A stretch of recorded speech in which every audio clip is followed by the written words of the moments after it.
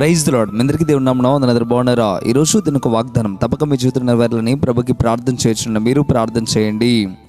యెహోవా, నీవే నాకు కేడముగాను, నీవే నాకు ఆశ్రయ స్పందనముగాను, నా తలను పైకెత్తువాడునై ఉన్నావు. కీర్తన గ్రంథం 3వ అధ్యాయం 3వ వచనం. ప్రేమ దేవుని కుమారుడా, ఈ ఉదయకాల సమయంలో దేవుడు తేటగా మాట్లాడుతున్న మాట ఏమంటున్నాడంటే, ఇదిగో భక్తిపరుడు ఇక్కడ మాట్లాడటం ప్రారంభిస్తున్నాడు. ఈ మాట చెప్పడానికి గల కారణం ఏంటంటే, అంతకంటే పై వచనాలు ప్రారంభం నుండి 3వ అధ్యాయం మనం చూడగలిగితే అక్కడ అనేక మంది తన మీదకి శత్రువులు వేస్తున్నట్టు, అనేక మంది తనను బాధ పెట్టాలని సిద్ధపడుతున్నప్పుడు, దేవుని సహాయాన్ని భక్తుడు కోరుతున్నప్పుడు, నీ దేవుడు నీకు రక్షణ ఇవ్వలేడు అని వారు ఎక్కిరింతల పాలు చేస్తున్నప్పుడు ఈ మాట భక్తుడు చెప్పడం ప్రారంభిస్తూ ఉన్నాడు.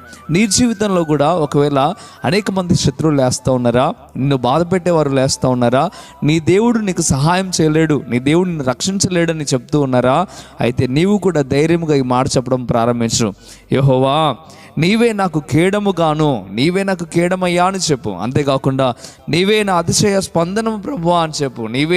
నువ్వే నాకు తోడుగా ఉంటావు ప్రభువా అని చెప్పడం ప్రారంభించు. నా తలను పైకెత్తువాడువు నీవు అని చెప్పి నువ్వు నమ్మగలిగితే దేవుడు తప్పక నీకు సహాయం చేస్తాడు. ప్రియమైన బిడ్డలారా, మనము దేవుని మీద ఆధారపడినప్పుడు మన శత్రువు సిగ్గుపడాల్సిన పరిస్థితి వస్తుంది. మనం బైబిల్ గ్రంథంలో మనం చూడగలిగితే ఎంతోమంది భయం భక్తి కలిగిన దేవుని భక్తిపరులు దేవుడి మీద డిపెండ్ అవ్వడం ద్వారా, దేవుడి మీద ఆధారపడటం ద్వారా దేవుడు వారి తలను పైకెత్తాడు. నువ్వెందుకు భయపడుతున్నావు? నువ్వెందుకు దిగులు పడుతున్నావు? నువ్వు దిగులు పడొద్దు. నీ తలను కూడా దేవుడు పైకెత్తుతాడు. దేవుడు నిన్ను సిగ్గుపరచనివ్వడు. దేవుడు నిన్ను ఆదుకుంటాడు, ఆదరిస్తాడు. నీ శత్రువుల ఎదుటే నిన్ను గొప్పవాణిగా చేస్తాడు. నీ శత్రువులను చూసి నువ్వు భయపడవలసిన అవసరం లేదు. నీ స్థితి ఈ రీతిగా ఉందని బాధపడవలసిన అవసరం లేదు. దేవుడు తప్పక నీకు సహాయం చేసి నిన్ను గొప్ప స్థాయిలో పెడతాడు. దావీదును తన ఇంటి వారే గౌరవించలేదు, తన యొక్క స్థితిగతుల్లో అన్నలు గౌరవించలేదు, ఎవరు గౌరవించలేదు. కానీ దావీదు దేవుని యందు ఆధారపడ్డాడు గనక, దావీదు దేవుడి నా కేడమని నమ్మాడు గనక దావీదుని దేవుడు మహారాజు స్థానంలో పెట్టాడు. ప్రియమైన దేవుని కుమారుడా, నీవు కూడా ధైర్యంగా ఉండు. దేవుడు తప్పక నీ తలను పైకెత్తుతాడు.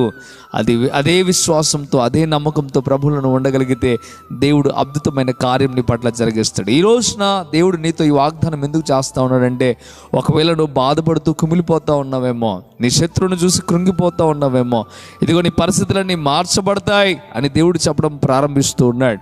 ఈ దినమున దేవుడు తేటగా నీతో మాట్లాడుతూ ఉన్నాడు. ఈ మాట విని ధైర్యము తెచ్చుకొని ప్రభువులో విశ్వాసము కలిగి ప్రార్థన చేయి. ప్రార్థన, నేను మీ కొరకు ప్రార్థన చేస్తున్నాను, ప్రార్థనలో ఏకీభవించండి. ప్రార్థన. పరిశుద్ధుడా, వందనాలు ప్రభువా, మీకు లెక్కలేని స్తోత్రం ప్రభువా. ఈ దినమున ఈ వాగ్దానం ద్వారా నీ ప్రజలందరితో మీరు మాట్లాడిన విధానాన్ని బట్టి వందనాలు ప్రభువా. నిజమే, మా తలను పైకెత్తేది నీవే ప్రభువా. అయ్యా, మీరు మమ్మల్ని సిగ్గుపరిచే దేవుడు కాదు అయ్యా. తప్పకనైనా మేమందరం కూడా నీ మీద ఆధారపడుటకు సహాయం తెచ్చిన. ఏ బిడ్డలైతే అయ్యా తన శత్రువును చూసినైనా ఇంకా దిగులు పడుతున్నారో వారి తలను పైకెత్తేది నీవే అని గ్రహించి ఈ దినమున ధైర్యము తెచ్చుకొని మీకు ప్రార్థించుటకు సహాయము దయచేయండి. మీరు బలపరిచి స్థిరపరిచి మేలు చేయండి, కనికరించండి, ఉన్నతమైన స్థాయికి నీ బిడ్డలు మార్చండి ప్రభువా.